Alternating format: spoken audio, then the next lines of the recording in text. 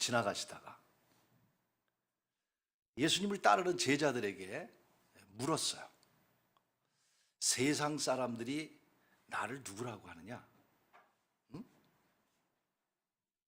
갑작스러운 질문 앞에 제자들이 대답을 합니다. 그죠? 예. 예수님을 향해서 세례 요한이라고도 그러고요. 또 엘리야라고도 얘기하고요. 예레미야라고도 하고요. 선지자라고도 그럽니다. 이렇게 대답을 합니다. 다른 사람들이 나를 누구라고 생각하느냐?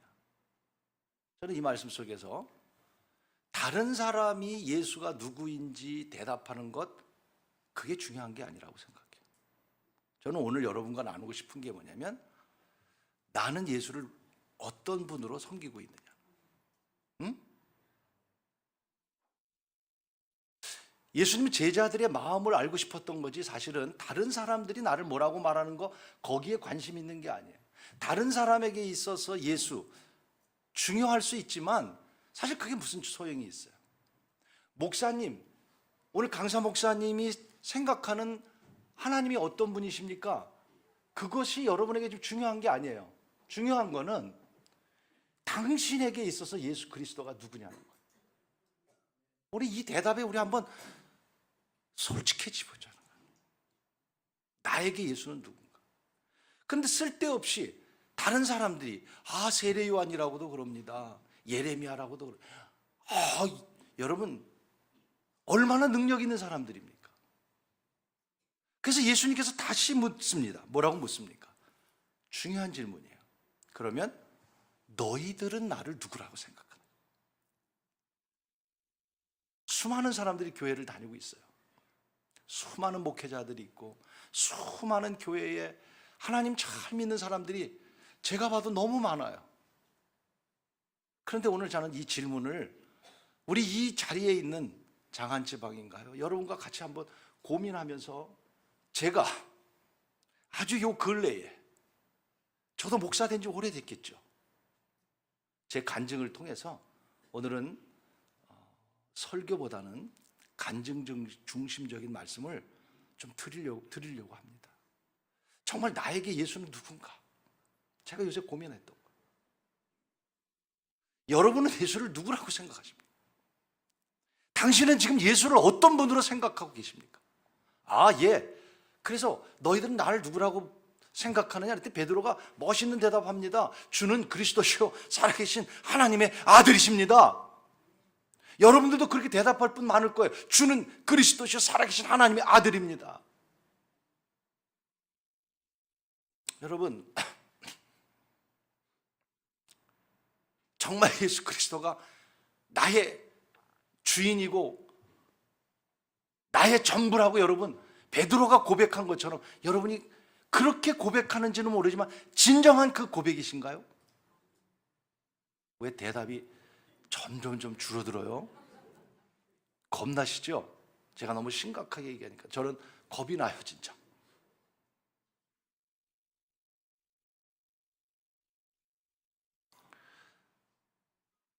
종종 사람들에게 물어봅니다. 세례를 받기 위해서, 아니면 직분을 주기 위해서 그런 질문을 해요. 예수 그리스도가 당신에게 어떤 분입니까? 아주 글자 하나 틀리지 않고 이렇게 얘기합니다. 주는 그리스도시요 살아계신 하나님의 아들이십니다. 그러나 과연 이 질문, 이 대답, 저도 주님이 누구냐고 말하면 그렇게 말했어요. 주님이요 좋은 분이에요. 주님이요 능력 있는 분이에요. 주님이요 나와 지금까지 동행한 분이에요.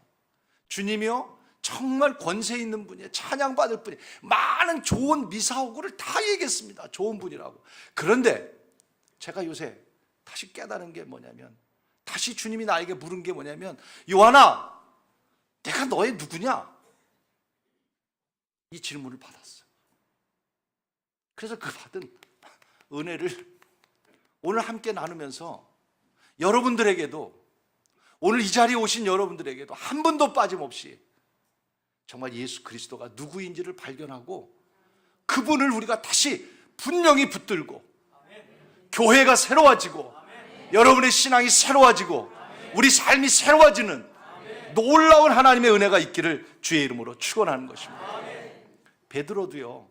베드로, 주는 그리스도시요 살아계신 하나님의 아들이라고 고백한 베드로, 어떤 사람입니까? 많은 경험을 통해서 예수가 나에게 누구인가를 분명하게 고백하는 거예요. 이 고백 속에 주님이 얼마나 많은 축복을 하셨습니까? 바요나 시몬아, 내가 뭐가 있다고요?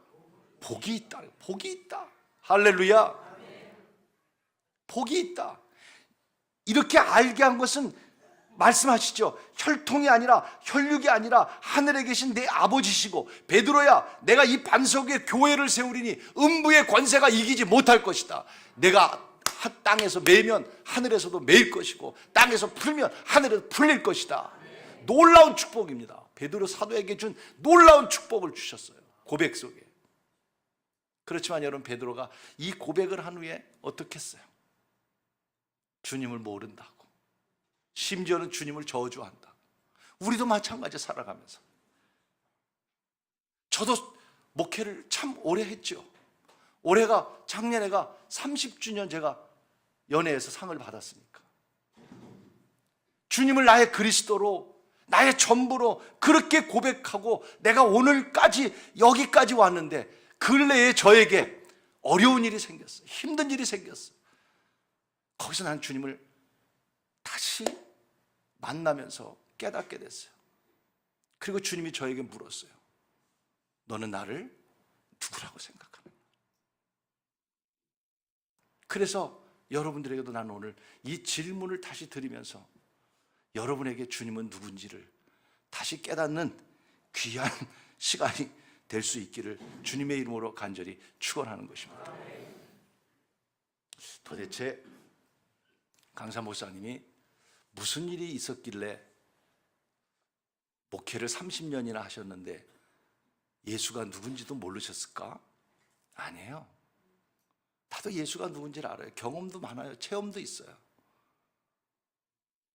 베드로가 주는 그리스도시요 살아계신 하나님의 아들이라고 고백하고도 실수하고 잘못된 길을 걸었던 것처럼 저도 목회하면서 주님이 나의 전부였고 주님을 사랑한다고 고백했었고 주님의 일을 한다고 했던 사람이지만, 작년에 저에게 어려운 일을 통해서 다시 주님을 만나고 주님이 누군가를 찾게 됐어요. 그러면서 제일 먼저 찾은 대답이 뭐냐면, 내가 주인이 아니라 내 삶의 주인은 주님이시다는 걸 같아요. 너무 단순한 거, 너무나 잘하는 거. 정말 여러분의 주인이 주님이신가요? 아멘 하기 전에 한번 곰곰이 생각해 보세요. 심각하게 생각해 보세요. 저도 그런 줄 알았어요. 제가 작년 10월 2일 날 세브란스 병원에 입원을 하게 됐습니다. 입원하게 된 동기는 동네에 아주 조그만 병원에서 건강검진을 했는데 건강했어요. 운동도 좋아했고 늘 건강하다고 생각을 했어요. 그런데 건강검진을 했는데 간이 좀 나쁜 것 같다. 그래서 간에게 수치를 좀 조사하고 그러면서 MRI를 찍었는데, 간을 찍었는데 간과 폐가 이렇게 붙어 있거든요. 그런데 의사 선생님이 간은 괜찮습니다. 그런데 간 끝부분에 한 2cm 정도 되는 조그만 뭐가 있는데 한번 큰 병원에 가보시죠. 그래서 10월 2일 날 제가 세브란스 병원을 가서 조직 검사를 해봤어요.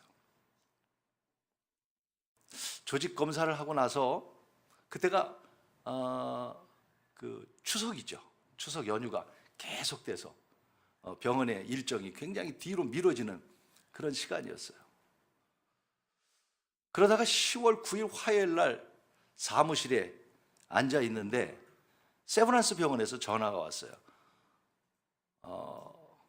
MRI 뭐 등등 찍은 결과를 병원에 제가 방문해서 대답을 들은 게 아니라 그 병원에서 저에게 전화가 온 거예요. 특이하죠? 일반적으로 제가 병원을 찾아가서 이제 그 결과를 하는데 연휴가 너무 길다 보니까 이분들이 급했는지 아니면 그 일정이 그랬는지 화요일 날 사무실에 앉아 있는데 저에게 전화 한 통이 왔어요. 그러더니 김요한님 되시죠? 네, 그렇습니다. 의사도 아니에요. 저는 이 세브란스 병원에 있는 디렉터입니다.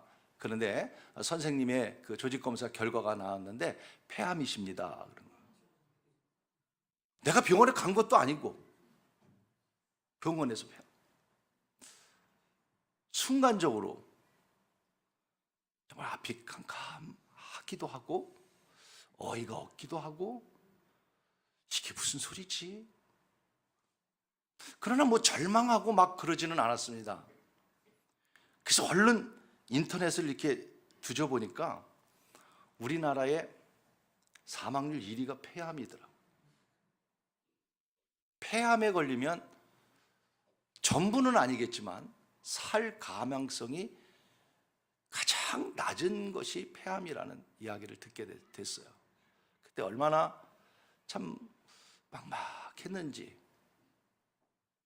아직도 자녀들 셋이나 있고 결혼도 하나도 안 했고 또 하나님을 위해서 여기까지 열심히 달려왔고, 그런데 폐암이라. 10월 9일 날인가 화요일 날 그 얘기를 듣고 또 그 다음 주에 제가 속초 지방에 부흥회가 있어서 수술을 빨리 잡아야 됩니다. 폐암일수록 하루라도 빨리 잡으셔야 됩니다. 거기서 재촉을 하면서 수술 날짜를 정해주는데 참 놀라. 세브란스의 수술 날짜 잡는 것도 그렇게 쉽지 않은데 아주 적극적으로 저에게 빨리 잡으셔서 수술을 하셔야 됩니다. 그래서 그 다음 줄로 수술 날짜가 아니라 의사 선생님과 만나는 날짜를 잡아주시는데, 그날이 제가 속초 부흥회가 6개월 7개월 전서부터 약속된 부흥회가 있기 때문에 제가 부흥회까지 안 하면서 그렇게 할 수는 없어서 뒤로 연기를 했습니다. 그리고 아마 그날 그 주간 금요일이었던 것 같아요. 페트를 다 찍고 났는데 참 감사하게도 전이 된 데는 그렇게 많지 않고 다행히 수술을 할 수 있을 것 같습니다. 그런 얘기를 해요. 얼마나 여러분들은 뭐 어떨지 모르지만 저는요, 그 얘기를 듣는 순간 정말 얼마나 감사한지, 얼마나 감사. 교회에다도 얘기를 안 했어요. 장로님들한테도 제가 얘기를 안 했어요. 부끄럽더라고요. 목사가 병드니까 부끄럽더라고요. 목사가 늘 남들을 위해서 기도해 줬는데, 암 걸린 사람들을 위해서 기도했는데 내가 암이 걸렸다고 생각하니까 마치 나는 무능한 것 같고 하나님 앞에 큰 죄를 진 것 같고 벌을 받은 것 같기도 하고 어떤 별 생각들이 다 들고, 그래서 장로님들한테 얘기 안 하고 그날 금요일쯤 내려오는데 부끄러워할 일이 아니다. 교인들한테 좀 기도 좀 부탁하자.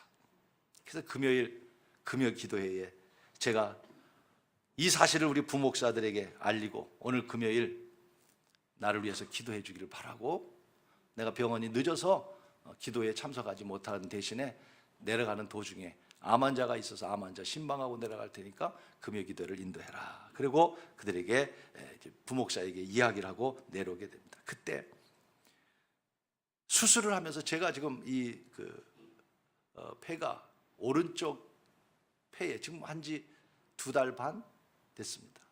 이제 기침하는 거 좀 이해해 주시겠죠? 그래서 제가 아직도 목회를 정상적으로 못해요.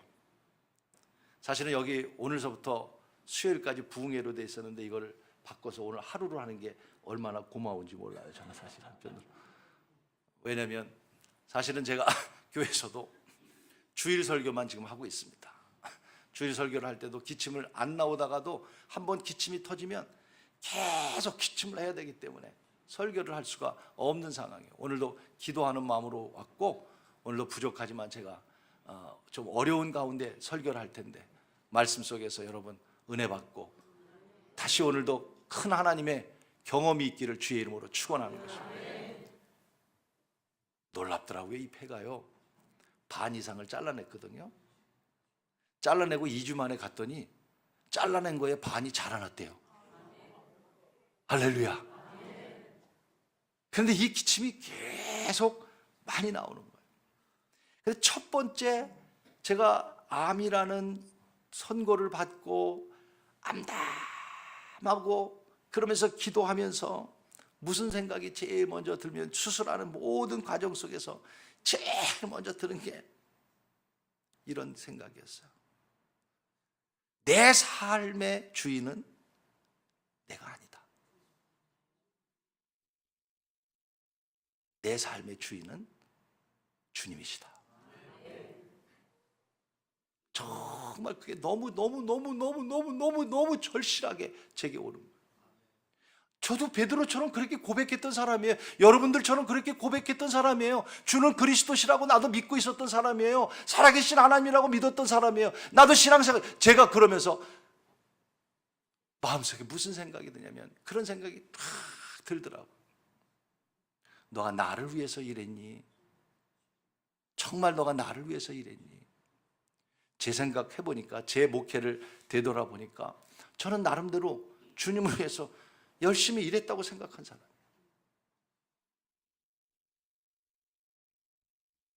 저희 아버님도 목사님이셨어요. 목사의 아들입니다.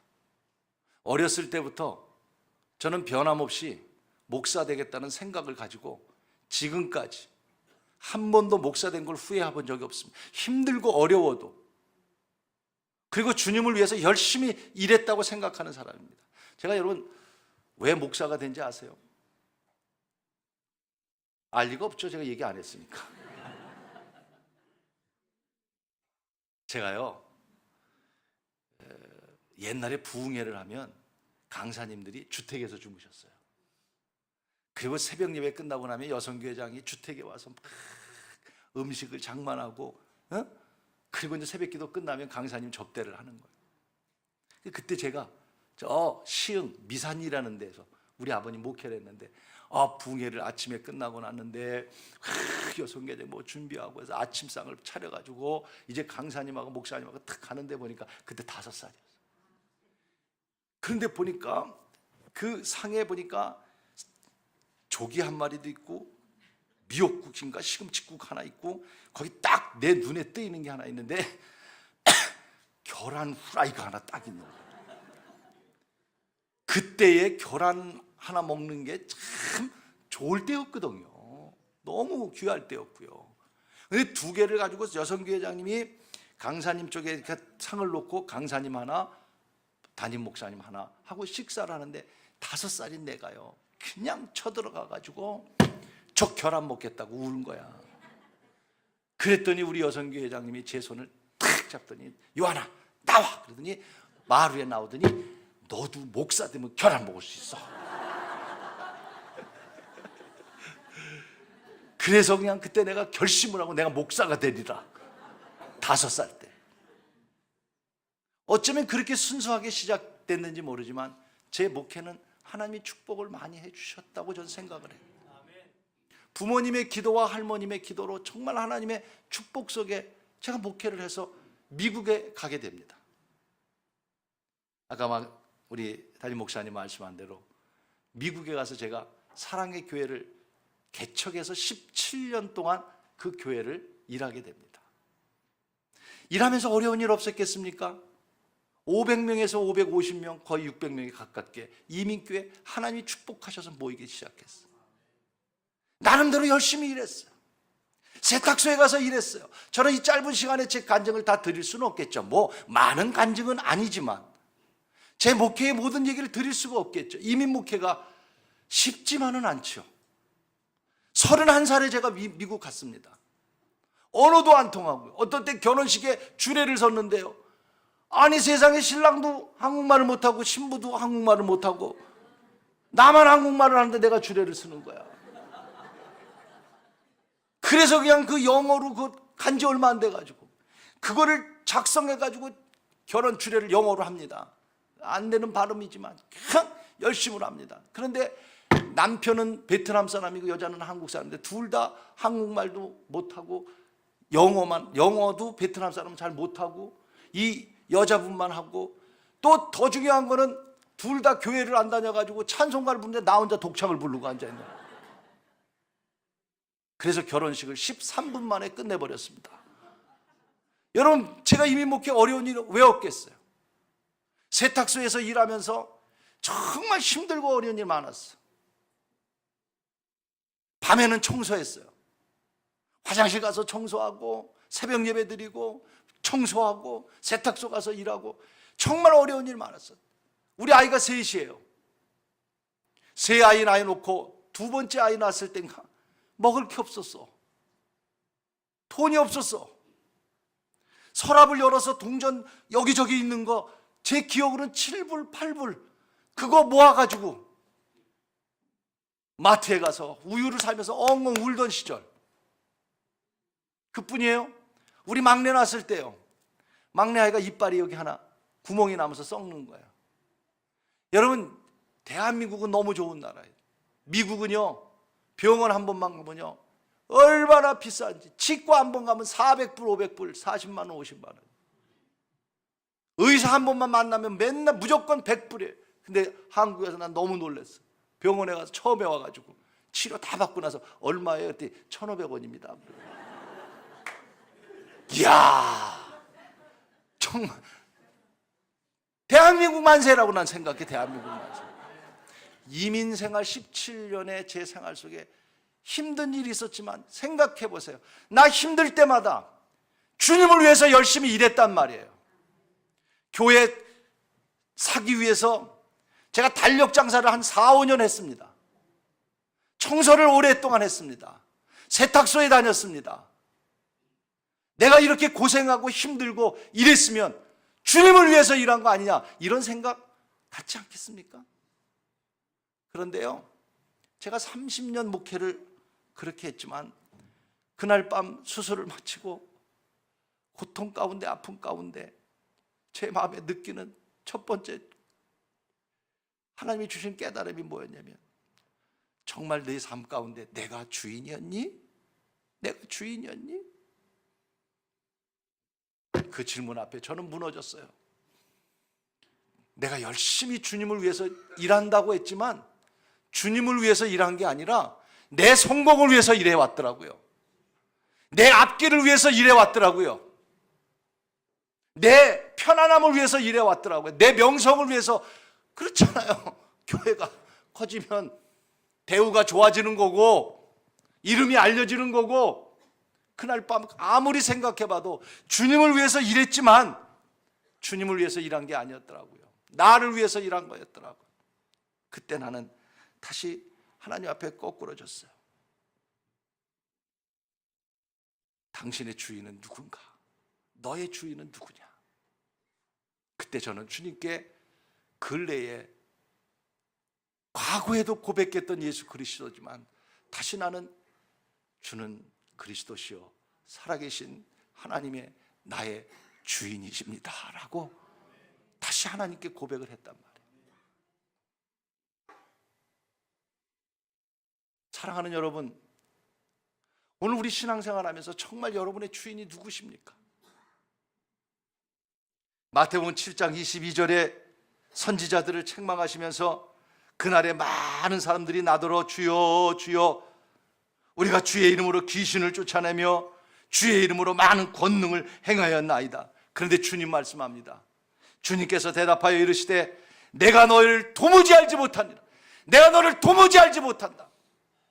여러분이 열심히 주님을 위해서 일했고 주님을 위해서 찬양했고 주님을 위해서 봉사했고 주님을 위해서 장로가 되고 목사가 되고 주님을 위해서 일한 것 같지만 정말 여러분의 주인이 주님을 믿고 일하며 예수 그리스도가 여러분의 주인이라고 정말 생각하십니까?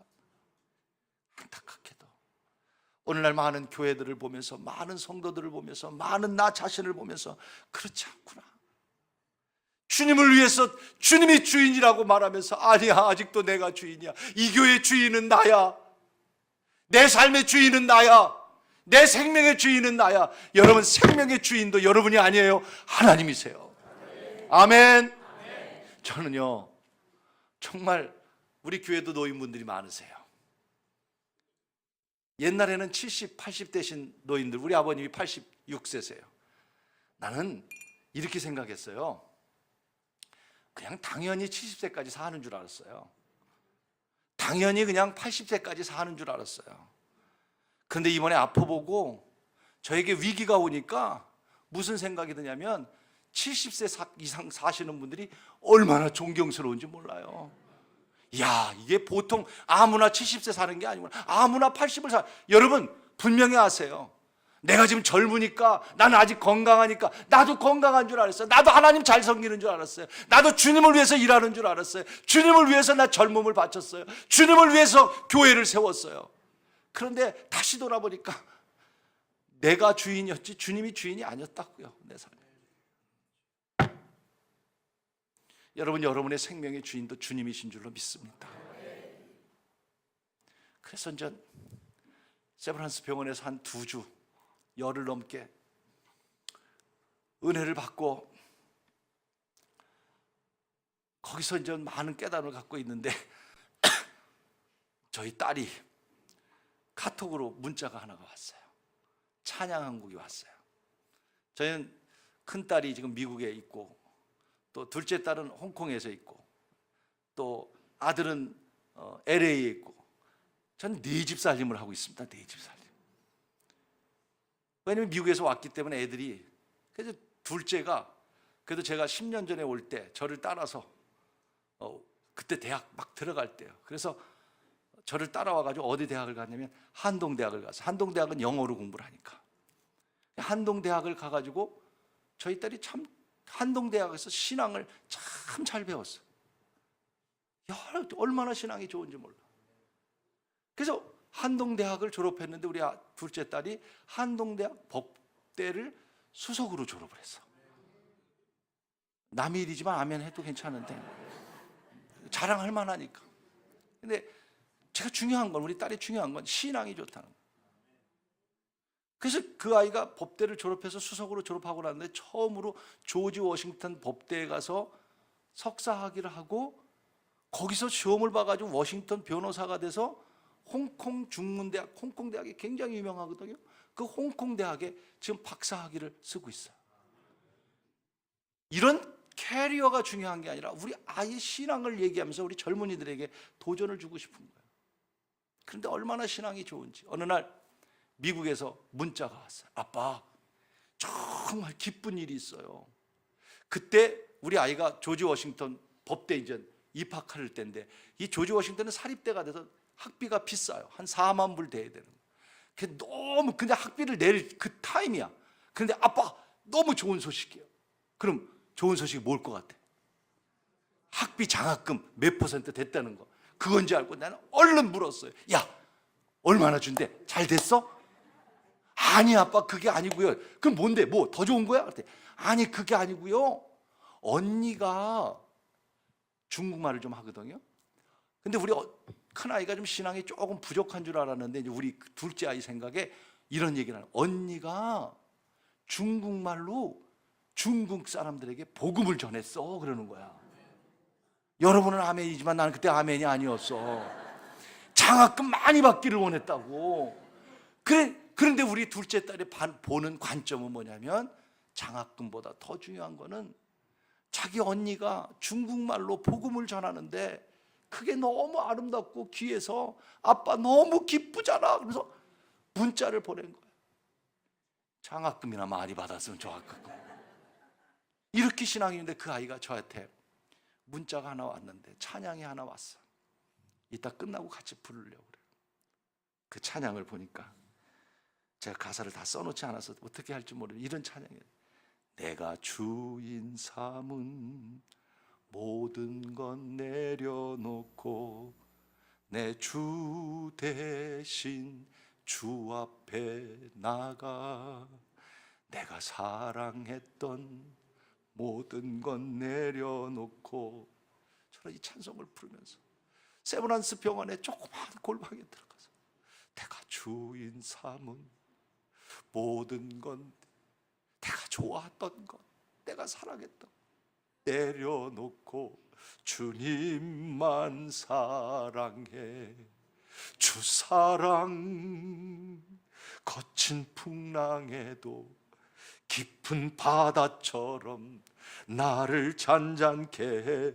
주 사랑 내 영혼의 기쁨.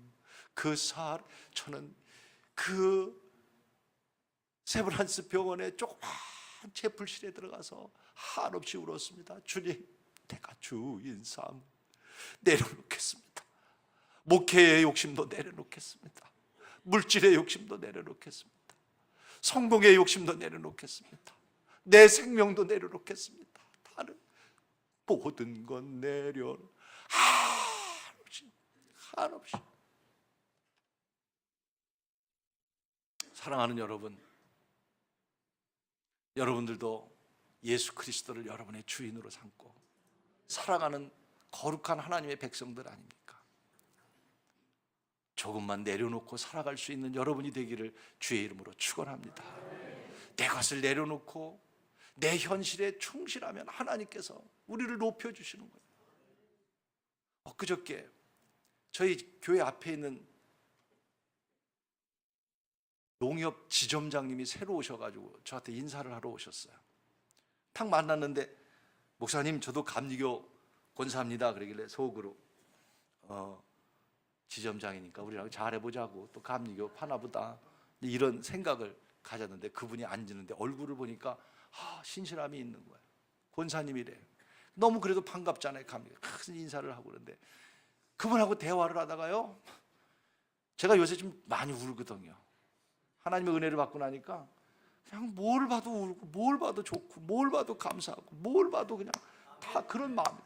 할렐루야. 계속 되기를 바랍니다. 저도 은퇴 한 12년 남았는데 그때까지 되길 바라요. 근데 그날도 권사님이 얘기를 하는데 가슴이 막 맺으면서 눈물까지는 안 흘렸지만, 강단이니까 똑바로 얘기해야지, 정말 가슴이 뭉클한 거예요. 근데 그분이 이래요. 목사님, 제가 저보다 나이가 한 5살이나 어리더라고요. 네, 그러더라고요. 이제 지점장으로 이렇게 오게 됐는데, 저는요 술도 안 하고 담배도 안 하고 골프도 안 치고 그러기 때문에 지점장 이상은 생각하지 않습니다. 이제는 다 내려놓고 그저 내 일에 충실하고 참된 그리스도인으로서 내 위치를 지키기를 원합니다. 이러더라고요. 그러니까 그러시군요. 참 훌륭하군요. 이런 얘기를 했는데, 그 다음에 제가 가슴이 뭉클한 거예요. 그러면서 하는 얘기가, 자기는 교회 한 100명 정도 되는 교회, 개척교회인데, 개척교회에서 막 벗어난 교회인데, 올해 목사님께서 자기가 권사인데 청년부를 맡겼대. 청년부가 한 10명밖에 안 모이는데, 그 다음 말에 제가 가슴이 뭉클해지면서, 야, 이런 사람이 있단 말인가, 이런 말을 하시더라고요. 목사님, 제가 지점장으로 발령 날 때의 그때보다도 올해 목사님이 저에게 청년부 10명을 맡길 때 제 가슴이 너무 감동이고, 내가 이 사명을 어떻게 감당할까, 그거에 흥분이 돼서 지점장으로 내가 승진할 때보다도 제 가슴이 더 벌렁거려요. 야, 이런 크리스찬이 있단 말인가? 내가 높아지고, 내가 교회에서도 내 명예, 내 이름, 내 권력, 내 힘, 내 의지, 내 생각.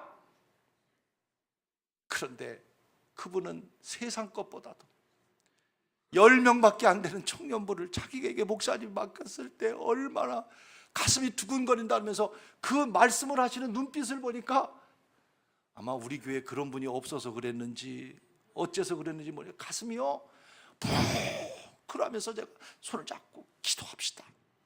하나님이 높여주실 겁니다. 왜? 당신의 주인은 주님이시기 때문에. 사랑하는 여러분, 우리도 베드로처럼 주는 그리스도시요 살아계신 하나님의 아들이라고 얼마든지 우리는 말할 수 있어요. 얼마든지 우리의 입으로 예수 그리스도가 나의 전부라고 말하고, 예수 그리스도를 높인다고 말하고, 예수 그리스도를 찬양한다고 말하고, 우리가 수없이 말을 할 수 있어요. 그러나 당신의 진짜 주인은 정말 예수냐는 것, 나 오늘 여러분에게 묻고 싶은 것이고, 내가 느낀 걸 오늘 나누고 싶은 것뿐이에요. 사랑하는 여러분, 정말 여러분이 섬기는 예수 그리스도가 당신의 주인이심을 다시 한번 확신을 갖고 이 한 해를 꼭 시작하는 지방 여러분 모두 성도들이 되기를 주님의 이름으로 축원하는 것입니다. 그렇게 고백만 한다면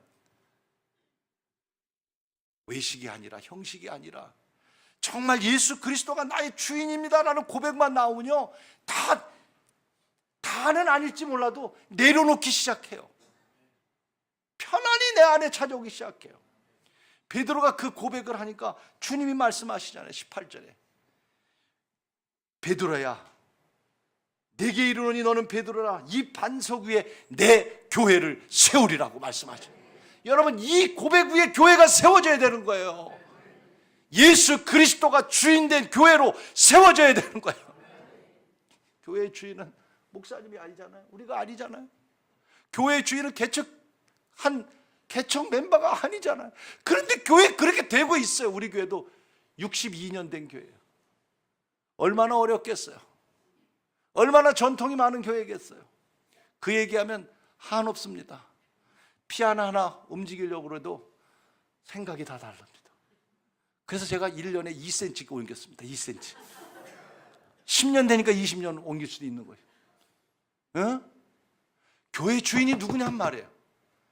베드로가 주는 그리스도시요 살아계신 하나님의 아들이라고 고백하고 또 실수했지만 그 고백 속에 음부의 권세가 이기지 못하느니 이 반석 위에 교회를 세우리라. 여러분, 그 교회 신앙 위에 세워진 여러분의 교회가 되기를 축원하는 거예요.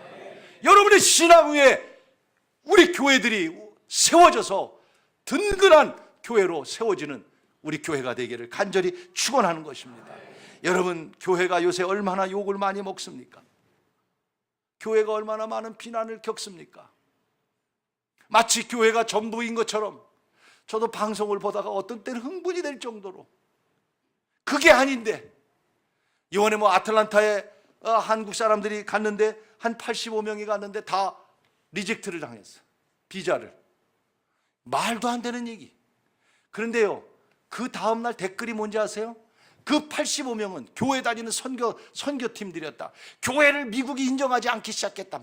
댓글에 별글들이 다 달았어요. 나중에 알고 보니까 교회가 아니었어. 여러분, 조금만 잘못해도 다 교회가 잘못이라고 얘기해요. 저는 확신합니다. 반석 위에 세워진 교회는 든든히 세워져 갈 것입니다. 여러분의 교회는 승리할 것입니다. 아멘. 우리가 다시 정신 차리고 우리가 날마다 새로운 개혁 속에 교회의 주인은 예수 그리스도라고 하는 이 확신을 가지고 우리가 나간다면 교회는 앞으로도 계속해서 든든히 세워져 갈 줄로 믿습니다. 그뿐입니까? 19절에 그렇게 말씀합니다. 19절에 내가 천국 열쇠를 내게 주노니 땅에서 매면 하늘에서도 매일 것이고 땅에서 풀면 하늘에서도 풀리리라. 할렐루야. 천국 열쇠를 주신대. 천국. 여러분의 올 한 해 시작을 하면서 천국 열쇠가 뭐예요? 기도의 능력이죠. 기도의 능력. 기도의 능력 받으시기를 바랍니다. 여러분이 풀면 풀려질 수 있는 하늘의 문이 열려질 수 있는 한 해가 되기를 축원합니다. 예수 그리스도가 나의 주인이라고 하는 확신을 가지고 기도하면요, 이런 축복을 받는 거예요. 이번에 제가 느낀 게 있어요. 그날이 금요일이었다고 아까 말씀드렸죠. 최종적으로 제가 암 판단을 받고 금요일 날 세브란스 병원에서 내려오면서 수술 날짜를 정하고 이제는 장로님들한테 알려야 되겠다. 그래서 문자로 친구 목사님들, 감독님 등등 제가 문자를 쫙 동시에 한 번도 얘기 안 하다 한 거예요. 그랬더니 난리가 났죠. 연예에서도 여러 목사님들, 감독님도 전화 오고 문자가 오고 무슨 소리냐, 어떻게 된 거냐, 기도하겠다. 야, 그날 금요일 날 수술할 때까지요, 진짜로 저를 기도해 주신 분들이 너무너무 많았던 거예요. 제가 속초에 집회를 가서도 그 집회에서도 저를 위해서 기도하다가 여기저기서 얼마나 울면서 저를 제가 무슨 강사로 하루 간 사람인데 제가 간곡히 부탁을 했어요. 제가 이런 상태입니다. 기도해 주세요. 막 울면서. 그런데요, 그러면서 제가 느낀 게 있습니다. 기도를 부탁하면 많은 교회들이 기도해 주셨고 또 많은 목사님들이 기도해 주신 것, 진짜로 중심으로 정말로 진짜 리얼리 정말 감사한데요, 제가 느낀 게 하나 말씀드릴게요. 제가 수술을 하고 딱 끝나고 난 다음에 하나님이 제 마음에 느낌을 준 것 가운데 하나가, 어떤 감동을 저에게 줍니다. 저를 위해서 기도한 분은 많은데 감동이 이런 감동이었어요. 정말 너를 위해서 신실하게 기도한 사람들이 있었단다 하는 그런 음성을 저에게 줬어요. 무슨 말씀이냐면, 많은 교회들이 기도했고 많은 사람들이 기도했는데 그 가운데에 너를 위해서 신실한 자의 기도가 있었기에 내가 응답하노라 라는 그런 깨달음을 가졌다. 여러분들 교회에서 누가 내가 어려운 일이 있는데 아유 그래 같이 기도할게 물어볼게요. 진짜 기도하셨어요? 진짜로? 그렇게 많지 않습니다. 목사님도 어떤 때 교인하고 만나서 아유 어려운 일 당하셨군요, 기도합시다. 기도하나요? 성도와 성도 간에 어려움을 겪겠어요. 그래 내가 널 위해 기도할게. 한 번 정도 기도했겠죠. 두 번 정도 기도했겠죠. 저에게 정말 느꼈던 건 뭐냐면, 진실하게 신실한 기도의 소리가 있었다는 사실이에요. 사랑하는 여러분, 예수 그리스도를 나의 주인으로 섬기고 이 한 해를 시작하면서 우리 일생 동안 예수 그리스도를 나의 주인으로 고백하며 살아가는 여러분, 신실한 기도로 하나님 앞에 나아갈 수 있는 여러분이 되기를 주님의 이름으로 간절히 축원하는 것입니다. 제 기도가 바뀌었어요. 병원에, 세브란스 병원에 있는데 많은 환자들이 그 조그만 기도실 말고 채플 와서 예배를 드리더라고요. 참, 거기 보면 다들 정말 그 모습들이 너무너무 비참해요. 얼마나 많은 약주를 타고 그걸 끌고 와서 다 예배드리는데 다 간절한 마음이요, 다 낫기를 원하는 그런 기도를 드리고 있는 거예요. 저도 아팠지만, 나를 위해서 기도했지만 저는 기도가 바뀌었어요. 하나님, 나는요 수술이라도 했어요. 감사해요 하나님. 나는 폐암이 걸려서, 폐암은 거의 수술 못합니다. 폐암 환자는 10명 가운데 8명은 그냥 표적 치료를 하든지 항암으로 들어갑니다. 폐암은요 급속도로 되기 때문에 발견이 되질 않습니다. 정말 초기가 아니면 수술이 안 되는 거예요. 그런데 하나님은 나를 사랑하셔서, 하나님 나는 폐수술 했잖아요. 고맙잖아요 하나님. 저 환자들, 저들을 불쌍히 여겨주세요. 저들에게 하나님 더 힘이, 나는 됐어요. 나는 됐어요. 정말 남을 위해서 기도하게 되더라고요.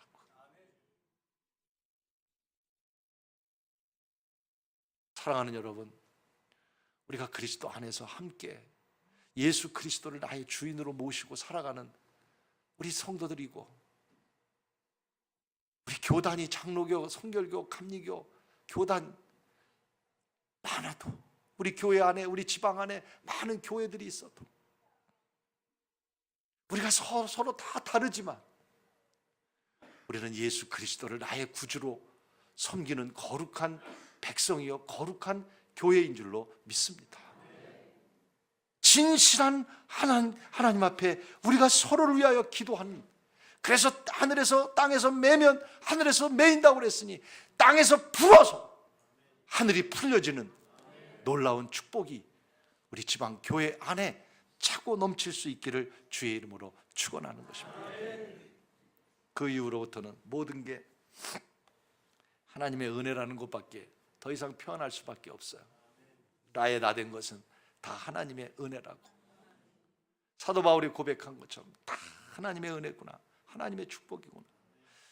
제가 수술을 하고 저 시도에, 섬에, 인천 앞에 있는 섬에 친구 목사님 교회 조그만 이게 숙소가 있어서, 거긴 산속이기 때문에 산에 들어가서 일주일을 거기서 잠깐 쉬게 됐습니다. 정말요, 잠자다가도요 아프니까 깨는 거죠. 수술한 후에 아프니까 깨긴 하는데, 깨가지고 무슨 다른 거 한 게 하나도 없어요. 새벽에 일을 깨지면 한 2번, 3번 그냥 일어나서 우는 거야. 하나님의 은혜로 있을 때 없는, 그때는 기침도 많이 했어요. 왜 구속, 감격과 감사, 하나님의 은혜 그 이상 말할 수 있는 것이 아무것도 없었어요.